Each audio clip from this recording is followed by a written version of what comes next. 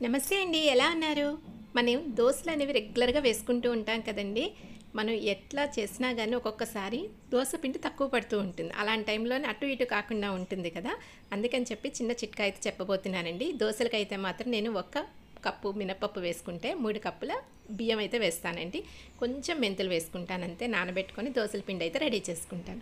ఇలాగ ఎప్పుడైనా సరే కొంచెం మిగిలిపోయిందనుకోండి దోసల పిండి, ఇంటందరికి సరిపోదు కదా! సో, దానికోసం అని చెప్పేసి ఒక చిన్న చిట్కా అయితే చెప్పబోతున్నానండి. ఇది నార్మల్‌గా కూడా యూజ్ చేసుకోవచ్చు. చాలా పల్చగా వస్తాయి దోసలు. దానికోసం అయితే శనగపిండి హాఫ్ స్పూను, మైదా లేదంటే గోధుమ పిండి ఏదన్నా సరే పర్వాలేదండి. హాఫ్ స్పూన్ తీసుకొని ఈ విధంగా కలిపేసుకోవాలండి. ముందు లంప్స్ లేకుండా అంటే ఉండలు కట్టకుండా కలిపేసుకోవాలి.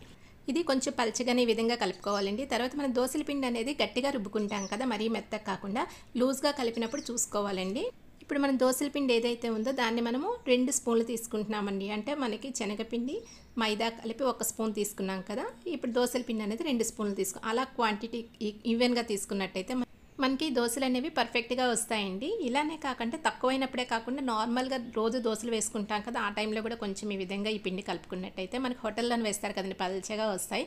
అంత చక్కగా వస్తాయన్నట్టు దోసలు. ఇందులో కొంచెం ఉప్పు వేసేసుకొని ఒక 15 నిమిషాలు పక్కన పెట్టేసుకున్నాం అనుకోండి. అదే మార్నింగ్ మనము లేచిన వెంటనే పక్కకు తీసి పెడతాం కదండీ ఫ్రిడ్జ్‌లోంచి.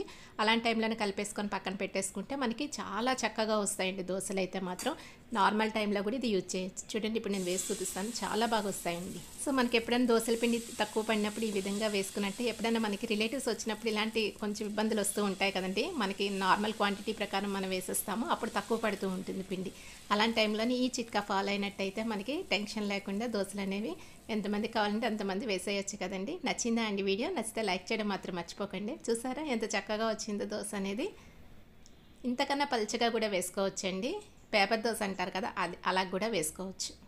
అయితే దానికి కొంచెం బియ్యపిండి యాడ్ చేయాల్సి ఉంటుంది. Thank you for watching.